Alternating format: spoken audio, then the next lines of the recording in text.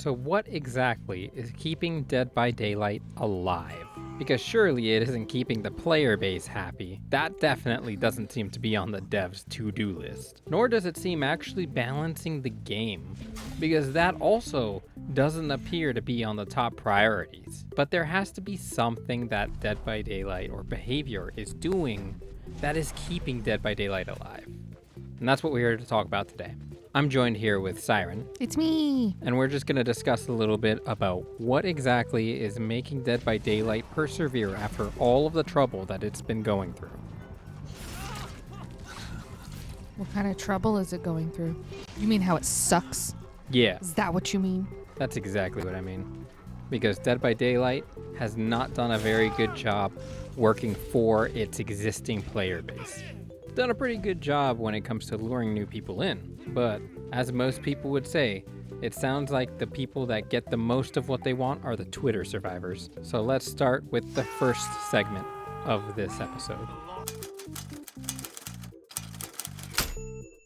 We're talking about intellectual properties, not internet providers, IPs. You know, I didn't know what IP stood for, so for the longest time I was like, why are they the same? Why does he say IP but he's not talking about the internet? It's not the IP address, No. all right? It is not an internet service provider, no. It is a intellectual property. And for everyone that doesn't know what that means exactly, that is a license to a character that exists outside of the world of Dead by Daylight. One of the very first ones ever to hit Dead by Daylight, the most popular one that really brought it to the stage was Halloween with Michael Myers and Laurie Strode. Now, technically, there was a licensed chapter in there before. It's the Left 4 Dead chapter because Bill was in there before Michael and Laurie were. Lawyer work? What we're talking about is intellectual properties or the licenses for specific survivors and killers that are in Dead by Daylight. Licensed characters are super important for Dead by Daylight because it constantly brings in people for nostalgic reasons, and it makes people want to play the game to play as their favorite horror icons or play against their favorite horror icons. Ghostface, looking at you. So one of the things that Dead by Daylight is really good about is getting these licenses going. We have licenses from Left 4 Dead to Halloween to Hellraiser to Five Nights at Freddy's, heck, all the way to Evil Dead. And we even have Terrifier on its way later this year, and we have a Scooby-Doo license collab coming, which I believe is just skins. But still, nonetheless, who isn't gonna want Scooby-Doo and the gang skins? Fucking zoinks, dude. Exactly. So Dead by Daylight or behavior that has a really good job of making these collaborations or making these licenses make it into their game, which I say definitely has something to do with the fact that they're able to keep pulling people in. If they weren't continuing to do this, then who knows what the state of the game would be if they had restricted to just a few characters. Now, down the line, when there are less and less horror icons to pull from because it's going to be so oversaturated, who knows how the game's going to perform. But for now, the IPs are incredibly important. And they introduce actually the second thing we're going to talk about.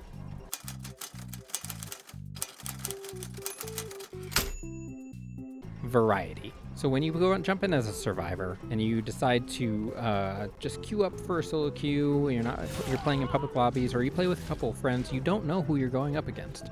I believe right now the number is there are 42 different killers in the game at this moment.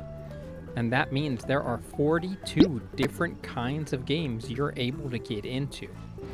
Now, let's not even talk about the fact, yes, I'm talking about it now. So let's also talk about the fact that it's going to be different every time from those 42 times as well, because every map that you get on, there are a bunch of different maps that make it a different kind of play style that killers have to play around and that survivors get to play around. And for the most part, when it comes to killers, you can see quite a few different perks and add-ons depending on the killer that they're playing with too, which makes it a lot less unpredictable. You always have something you're guessing at when you're playing these rounds. And identifying what all of these things come together as is a unique experience almost every match that you play as Survivor for Dead by Daylight. Except for when a new killer comes out. Then it's the same. Every time. Over and over. That is also true. Jason right now still has one of the highest pick rates. Right now, I believe he has the highest kill rate in the game. Yeah, he does. I think Springtrap is still highest pick. Yeah, But- Springtrap, I believe, as of this last month, is still highest pick, Yeah, but Jason has the highest kill rate. which just means that people have yet to learn how to counter him. And we'll see if Behavior decides to nerf him. It's been longer than most killers than before they've nerfed them. So maybe Jason will be able to stay the way that he is. Your days are numbered. Hopefully they're not that numbered. Behavior hates killers. We know this. Yeah, we do know this, but everyone is hoping that Jason will stay strong because they've been fighting for him ever since the conception of the game. So on top of the fact that there's a ton of variety on the killers you can go up against and the maps you can go up against on the killers, you can also have a ton of different perks. How many perks? Quiz, now. Absolutely not looking that up. No. You're supposed to just know it. I am not a plethora of DVD information. I just simply play the game and make content on it. There is a number of perks that you can pick from as Survivor, and it's bountiful. There are many, many Survivor perks that you can get, and you can use them in a bunch of different combinations for different kinds of builds if you want to specialize with certain kinds of stuff. All of this contributes to a unique player experience almost every time you load into a match, especially if everyone else is experimenting with stuff. Now, there is one thing, a caveat to this, is that a lot of survivors will play with the perks that they feel comfortable with most of the time. And usually those are the most meta perks that you can have in the game, often referred to as second chance perks. Now, I don't want to equivalate meta and second chance perks as the same thing because they're not. Is equivalate a word? I just made it a word. But they're not the same thing. But right now, having just a meta build full of perks that are second chance perks is what you'll find most of the other survivors playing as most of the time. Now, we're not going to go over what the definition of a second chance perk is and examples and all that stuff in this video. That was covered in a different video, and we might cover it again, but we will see. But we are going to talk about the fact that even if a survivor uses only second chance perks in the same perk loadout for every survivor match that they play, there is still more than enough variety just from the killer variety of perks and the map that they're going on in order to make the experience unique for majority of the players out there. But this doesn't really change much for killers. So even though survivors can fall into the safety of the meta of second chance perks, killers usually don't have that kind of luxury. Nah, dude. You'll usually find killers using the same few perks that they're doing their best to try to win. So Pain Res, Grim Embrace, stronger perks that are part of the current killer meta to try to get the upper hand. But with the abysmal state of killer in Dead by Daylight right now, you don't see a lot of people experimenting with a bunch of different perks. There are tons of perks that killers have access to, but they're just not viable in the way that Dead by Daylight is right now. Like, I can't remember the last time I saw someone run Hoarder. What is that? It's a twins perk Oh. that spawns more chests on the map. What is the purpose of that? It has some kind of purpose, but again, I see it so infrequently, and it is so minutely not useful. You know, it's like so marginally useful that people don't run it. It's not part of the meta. It's not worth it. You could be using a slot that could you could put Surge in there instead, or you could be putting Pain Resonance, or you could be using any other perk that has a lot better value. Something to slow gen progression like 90% of the time. Because gens fly. Yeah, exactly. Why run any kind of interesting perks when you need to run all full gen regression just to prevent all generators from being popped before you have a hook state on each survivor, is the question. There are a lot more survivors than there are killers in the game just based off of how the game is structured. Now, I'm not talking about mains, and I'm not talking about people who want to play that like one versus the other. I'm saying simply for every 4 survivors, there is 1 killer. And so that means for every 4 people playing as survivor, there has to be 1 person playing as killer. And so no matter what, at any time in the game, there will always be more survivor players than killer players actively in the game. Yeah. But with all of these second chance perks and the current meta being so difficult against killers, what exactly is getting killers to continue to play as killer? Because if you look at it mathematically, if the chances are already so low that you're not guaranteed a win, and it's going to be a fight no matter what exactly is keeping killer players killing still?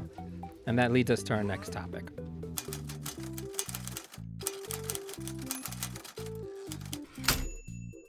Tunneling and slugging. The 2 things that every survivor main hates to hear is tunneling and slugging. Now, I play a lot of 50-50. I personally don't have a problem with it. Even when I'm playing a survivor, like I'm not irritated with either of them. I'm one of those people that I understand because I've been there and I understand how the game goes.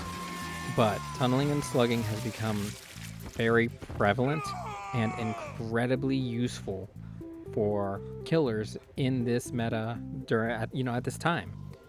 If a killer doesn't tunnel or slug, usually it ends with a loss with them. And so I expect going into every match that there is going to be tunneling and slugging happening. It's necessary. Unfortunately, that's the way the game is right now. Yeah. Tunneling and slugging is keeping killers on the game. And there used to always be a ton of negativity around tunneling and slugging.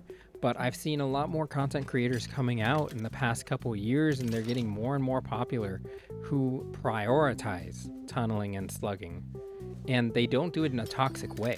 They do it in a very matter-of-fact way, because they play with, fully knowing the macro and knowing the limits of the game and the limits of their killer and the only ways that they can win. Playing in a very matter-of-fact, sometimes competitive way, people realizing and learning about these kinds of styles of playing, there's been a lot less toxicity revolving around tunneling and slugging. People aren't tunneling and slugging to be toxic as much as they were before. They're tunneling and slugging because it's necessary. It's the only thing that's going to help them win. Got to keep these survivors busy somehow. Yeah, and if anyone out there wants to say, well, if you want to tunnel and slug, then maybe you should just get better at killer. I hate to break it to you, but you need to play a couple 100 hours on killer and then test your own. Test your mettle. You need to test your mettle, because the game just quite frankly isn't like that anymore. Yeah. A lot of people also say, will give me heat for this, but I'm gonna say it anyway. At any kind of higher MMR, yes, the MMR system is not perfect and it doesn't work out that well all the time. It's not always consistent, but at higher MMR, there is an MMR system that they've implemented. But at a higher MMR, you will find that it is incredibly difficult to get any kind of win against any team that has any relative amount of coordination. So going up against a 4-man Swift, who are on comms and able to communicate every part of the game, every position that you're at, and be able to ration the resources correctly, and they're practiced enough that they are not making tons of mistakes, then yeah, you're going to end up finding that the only way that you can win those rounds is to tunnel and slug. And the more that you play and the more that you win, the more you're going to end up in those matches. I used to get really mad when I would get tunneled, and now it's like almost a compliment with the way that the meta is now, and how it's like you have to be as killer, and as you're getting into higher MMRs, you have to be so strategic and logical and like think, okay, how do I get gen pressure? How do I get map pressure? Like, what am I going to do next? What's my next step? You have to like look at the team and be like, that person is doing gens. They have to go. Yeah. And so now I'm just like, oh, you noticed? Stop. You noticed that I'm doing something? Thanks. There have been plenty of times I've been playing as killer and I've identified who are the people that are actively on gens, and I'll make sure to go after them. And the only person who doesn't have hook states by the end of the match is someone who's just been sleuthing around the edge of the match, around the edge of the map for the whole match. And they haven't done anything because they want to be sneaky. And I'll keep track of them, and I'll make sure that they get their comeuppances because that's the way I like to play. Fair. But nonetheless, in order to stop progress, you need to get the people that are doing progress. And that's where it gets really hard, is that when people play together and they have higher escape rates, especially if they are a 4-man survive with friend crew, if their escape rates are high, they're going to be at the highest MMR. They're going to be like the bosses that you need to beat at the end of the game, right? Right. Those are the teams that you should be afraid of as killer. But with a 4-man Swift like that, you don't have that one person who's just sleuthing around the edge of the map, not working on gens. Oh yeah. You don't have that 1 or 2 people who are trying to fight over who's going to die to get the hatch. Yeah, You no. don't have that you have teamwork more than anything else. So Now- coordinated. Now, I'm also not saying that every 4-man Swift is like completely OP. Let's get this out of the way. Like, there are plenty of groups, including Psyren and I, when we decide to play with a few friends, who we don't play for the win. We play for the laughs, and we play for the screams. I 100% thought you were gonna be like, like Siren and I, these idiots, like we're just out here being stupid. I was about to be like, bruh. Yeah. No, yeah, you're that's right. You're why- right. We're here to be silly usually. Yeah, and Have a good time. if you watch our videos, we usually don't run almost any second chance perks. Gosh, No. I don't even think in my regular loadout I have any second chance perks. Me neither. Yeah, Like ever. yeah. I did for a short period of time because I was literally being tunneled out of every single match after being left slugged for a long time. So I did for a little while, but then they changed everything and I didn't do that anymore. But that was just a weird time. That was a weird time in my life. Yeah, but no, like regularly, if it's like, oh, well, let's just like play some rounds, or even if it's like a tournament or something, I'm like, no, I'll run some gen stuff. I'll run some, let's see how these two go together. I'm not looking to be the fucking shoulder the burden crew. Yeah, I know. Shoulder the burdens. What a perk. That perk deserves its own episode with the amount of shit that we could talk about it. Like, it is crazy. It is truly. But nonetheless, tunneling and slugging is the only thing, really, aside from the variety and the ability to play as the iconic characters that people love, that is keeping people in the game, because it's allowing for at least some wins. If we didn't have that, if the changes were implemented where that wasn't a way that pressure could be put on a survivor team, I would definitely foresee that most people would not be playing killer anymore, or people who are playing killer would be people that expect to lose every single time. Yeah. Anyone who says killer is easy is lying to you.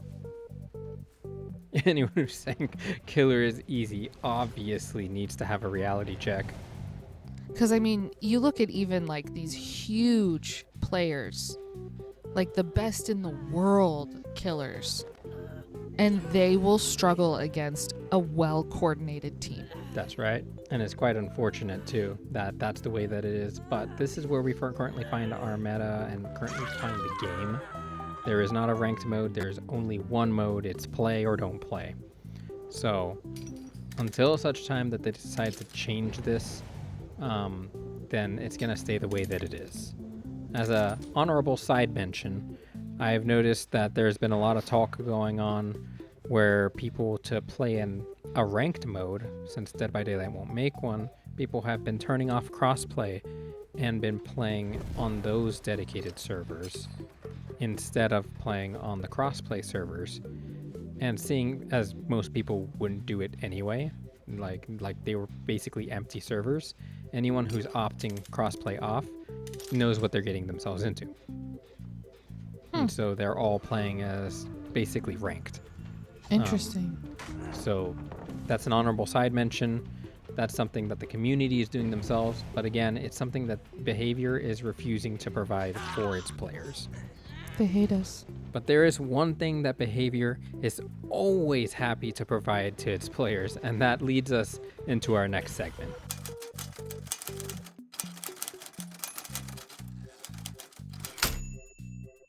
Cosmetics. Cosmetics. You're the one that actually brought this up to me, so why don't you take point? Well, I was thinking about it because you posed this question to me. What's keeping killers or keeping anyone playing the game? And my first thought was all of the survivors with their skins. Who's the top picked survivor in the game, Psych? I'm fairly certain it's still Sable. It's still fucking Sable. Yeah. And why is that? Because she has the prettiest skins. She's a pretty girl with pretty skins.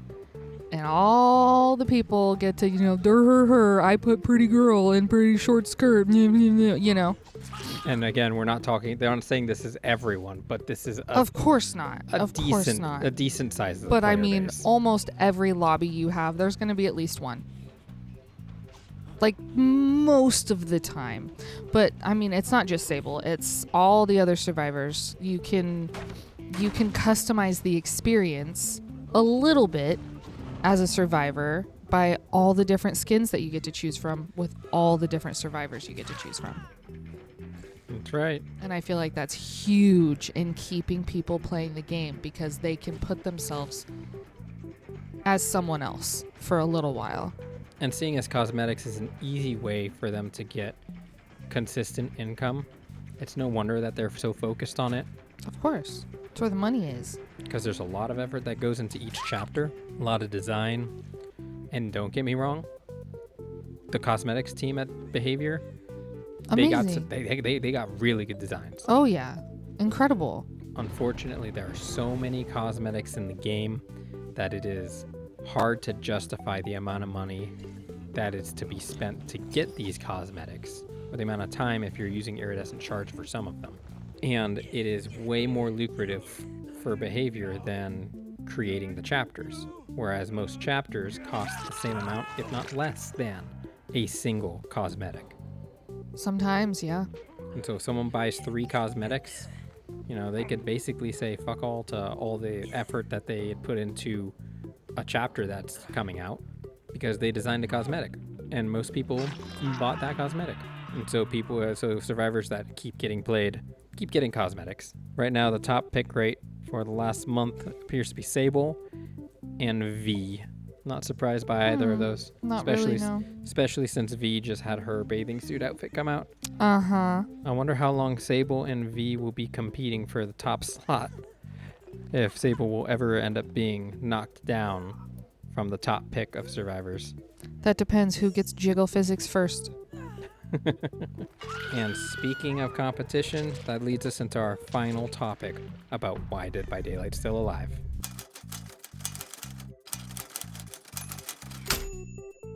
So it is no news that Dead by Daylight doesn't really have competition. As far as competition for games, we've had Friday the 13th, Texas Chainsaw Massacre, we have the Halloween game coming out.